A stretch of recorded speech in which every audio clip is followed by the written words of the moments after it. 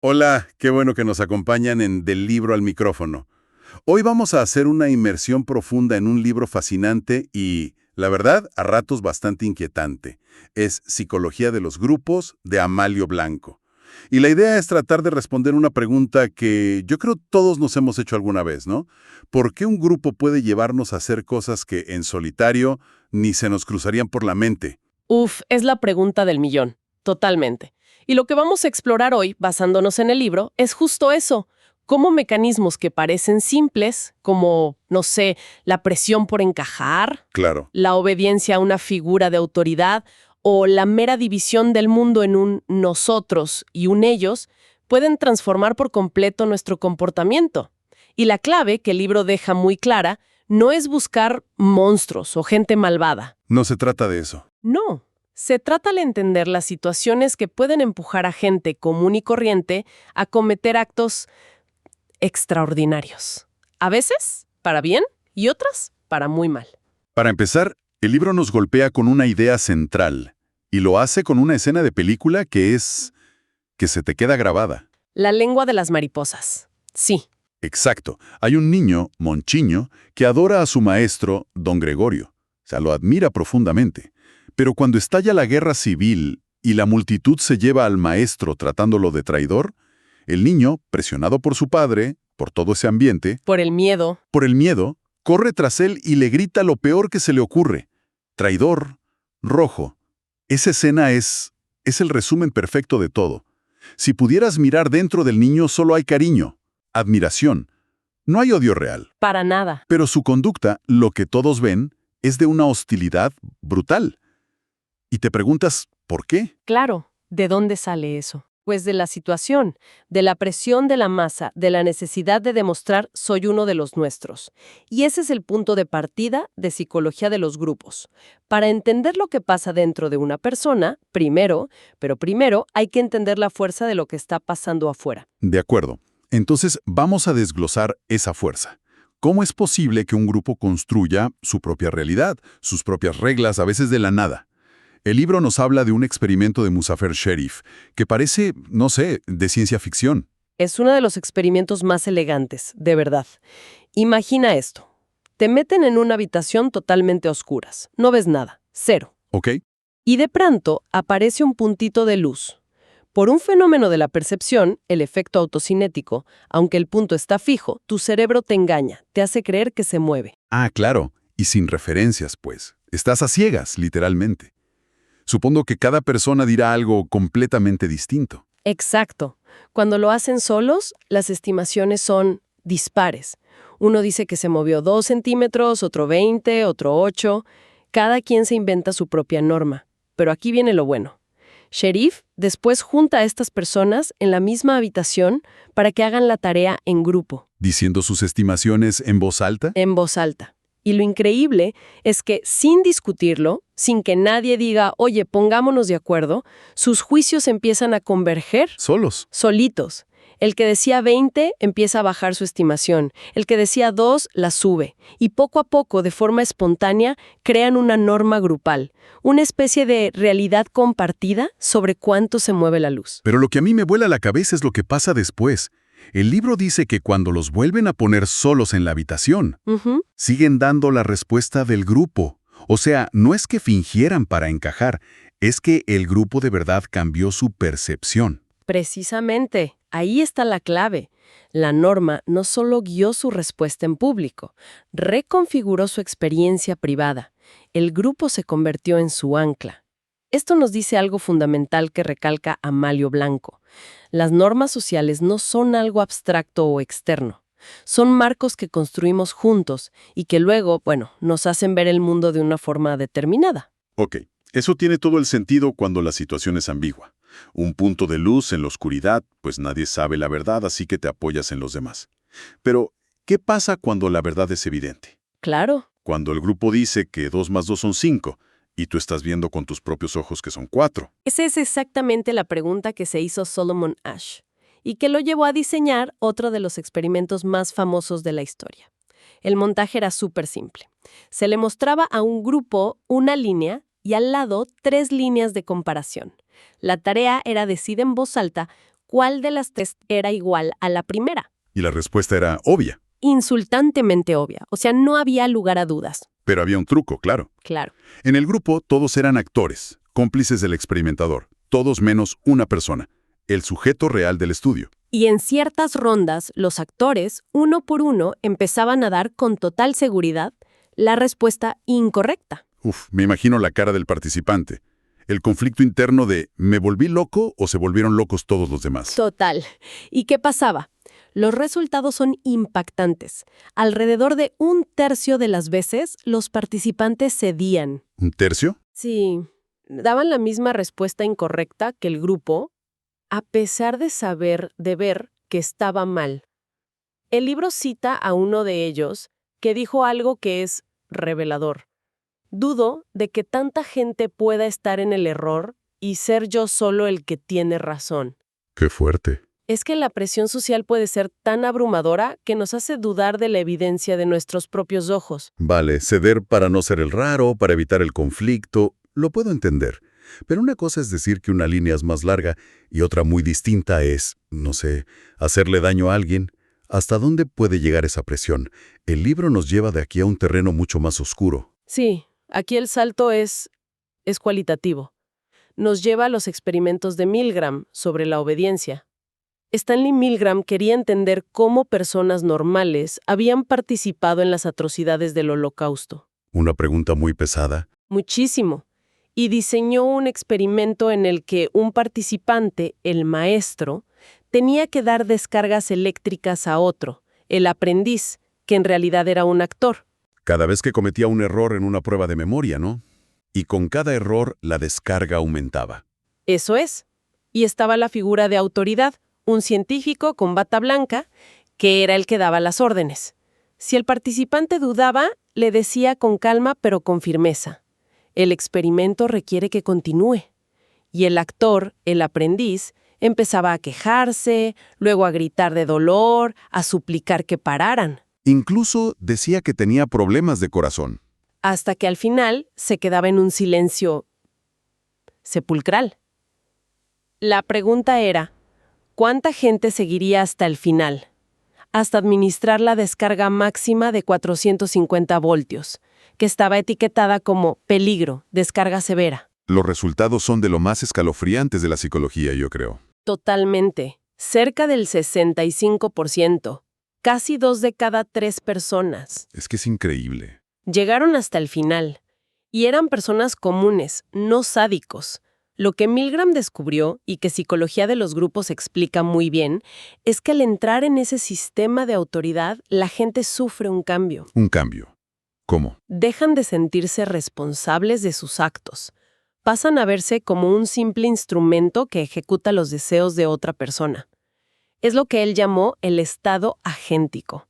La responsabilidad, digamos, se diluye. Espera, pero esto suena un poco a la defensa de Nuremberg. Al yo solo seguía órdenes. ¿No es una explicación un poco peligrosa? Es una objeción súper importante. Y el propio libro de Blanco lo aclara. Esto no es una excusa. No elimina la responsabilidad personal. Ajá. Lo que hace es poner el foco en el poder inmenso de la situación para anular nuestro juicio moral.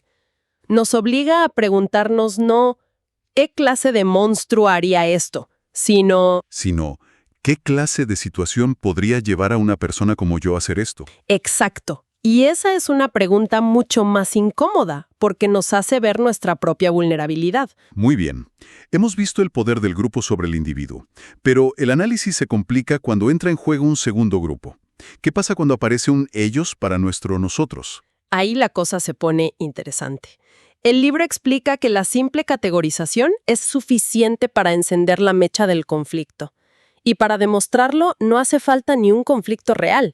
Henry Tashfeld diseñó lo que se conoce como el paradigma del grupo mínimo. ¿Suena muy técnico? Pero la idea es simple. Dividía a la gente en 2 grupos basándose en un criterio trivial, absurdo, como si preferían los cuadros de Klee o los de Kandinsky. Una división completamente artificial. Totalmente artificial y anónima. Ni siquiera sabías quién más estaba en tu grupo. Y luego venía la tarea: repartir dinero entre otros participantes. Lo crucial es que no podías darte dinero a ti mismo. La lógica diría que lo repartirían de forma equitativa, ¿no? Si los grupos son irrelevantes y no ganas nada. Pues no, sistemáticamente la gente favorecía a los miembros de su propio grupo. ¿En serio? Sí, preferían darle, por ejemplo, 7 euros a alguien de su endogrupo y uno a alguien del exogrupo antes que una opción más justa donde los dos ganaran 10. Es lo que el libro llama discriminación gratuita. El simple hecho de saber que alguien es de los nuestros activa un favoritismo automático. Eso es fascinante, porque significa que el prejuicio no necesita odio, ni historia, ni competencia. Solo necesita una etiqueta. Solo eso. Tajfel argumenta que es por nuestra necesidad de una identidad social positiva. Si mi grupo es mejor y yo soy de ese grupo, entonces yo soy un poco mejor. Un atajo para la autoestima. Exacto.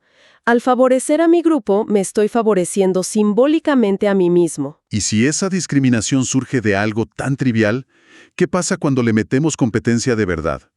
El libro nos lleva otra vez a los experimentos de Sheriff, pero ahora en un campamento de verano.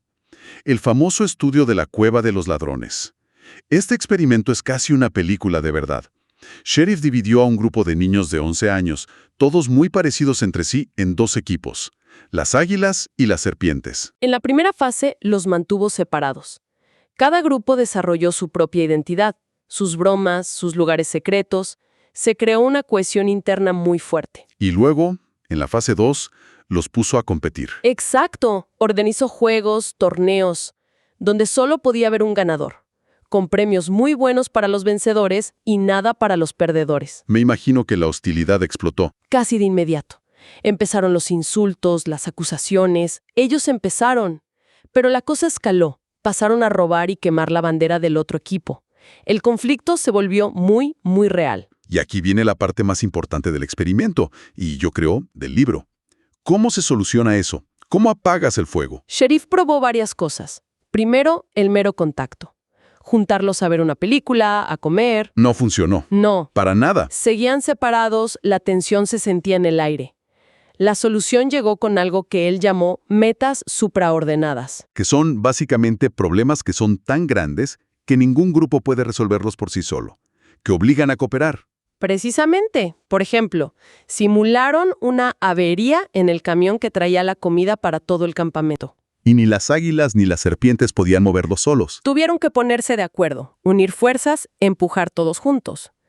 Después de varias situaciones así, la hostilidad empezó a desvanecerse. Empezaron a surgir amistades entre los grupos. Sí, la identidad del nosotros se amplió para incluir a los que antes eran rivales. La lección es potentísima. No basta con juntar a la gente. Hay que hacer que se necesiten para lograr algo que todos quieren. Esa es la gran conclusión. La interdependencia, la cooperación para alcanzar objetivos comunes, es la herramienta más eficaz contra el tribalismo y el conflicto. Entonces, la cooperación es clave para resolver conflictos entre grupos. Pero qué paradójico. El libro nos advierte que demasiada cohesión y armonía dentro de un grupo puede ser increíblemente peligrosa. Es el concepto de pensamiento grupal o groupthink. Exacto. Irving Janis estudió grandes fiascos políticos como la desastrosa invasión de Bahía de Cochinos y encontró un patrón.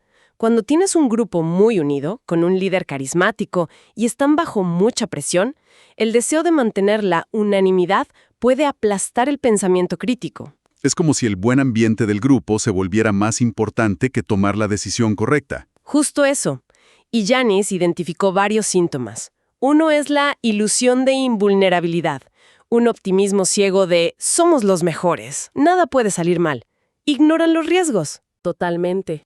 Otro es la presión hacia la uniformidad. Si alguien del grupo expresa una duda, inmediatamente recibe presión, pero no con argumentos, sino con frases como «no estás con nosotros», «no seas negativo». Y eso lleva a la autocensura, ¿no? La gente empieza a callarse sus dudas para no ser el aguafiestas. Ese es el mecanismo más perverso. El silencio se interpreta como acuerdo, y el líder cree que tiene el apoyo de todos, cuando en realidad hay un consenso superficial que esconde dudas profundas. Y a esto se le suma la creencia en la moralidad inherente del grupo. La idea de que, como nosotros somos los buenos, nuestras decisiones tienen que ser buenas. Se crea una burbuja donde el disenso es traición. Y el resultado pueden ser decisiones catastróficas. Entonces, recapitulando un poco todo lo que hemos extraído de psicología de los grupos, está claro que el contexto social es una fuerza arrolladora. Inmensa. Puede alterar nuestra percepción, puede llevarnos a obedecer órdenes que violan nuestros valores, y puede convertir una simple etiqueta en una barrera de hostilidad. Y es crucial entender que esto no es un manual de excusas. Al contrario, es una llamada de atención sobre nuestra propia fragilidad. Comprender estas dinámicas es el primer paso para poder reconocerlas en nuestra vida diaria y así poder resistirlas. Es la base para diseñar sistemas que promuevan el pensamiento crítico, en lugar de la sumisión ciega. Nos deja con una reflexión final, creo. Si la presión para conformarse es tan fuerte, si obedecer puede anular nuestro juicio con tanta facilidad, ¿qué valor tienen entonces esos pequeños actos de disenso del día a día? Esa pregunta incómoda en una reunión, esa defensa de una perspectiva que nadie comparte. Quizás sean mucho más importantes de lo que pensamos. Tal vez no cambien la decisión final en ese momento, pero introducen una grieta en el consenso. Le recuerdan al grupo que existen alternativas y le dan permiso a otros que quizá también dudaban en silencio para que piensen por sí mismos. Quizás esos pequeños actos son el dique que contiene la marea del conformismo. Gracias por acompañarnos en esta exploración con Del Libro al Micrófono. Para seguir la conversación pueden encontrarnos en nuestras redes sociales. Hasta la próxima.